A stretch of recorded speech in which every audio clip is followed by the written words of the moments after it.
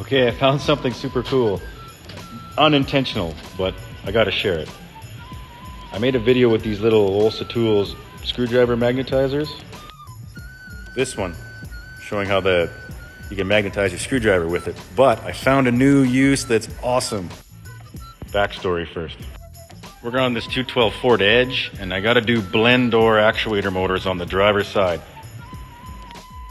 Customer came in saying, I have heat on the driver's side and AC on the passenger side, so blend door. Okay, troubleshoot it, gotta change the blend door motor.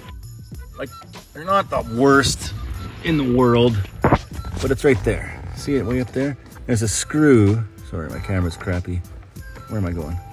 Anyway, the screws are hard to get at. There's not much room. Little Phillips screws. Easy one there, not bad, and then one on top is kind of a bear.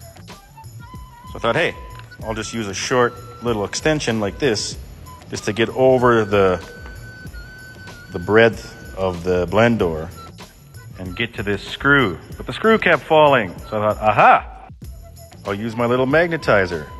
And then this happened. Because these fit a hex, now I got a perfect little screwdriver. It holds the screw. Oh, so much easier. That is a win. I don't know, try it. I'm gonna try it, see if it works. Because everything you do up there is one-handed. You're trying to, you know what I mean? So I'm going in. Let's see what happens. Not bad, I got it started. Just didn't quite have enough torque to get it in there, so I had to switch to my little mini ratchet driver to finish it, but if you're stuck, man, that's a good fix.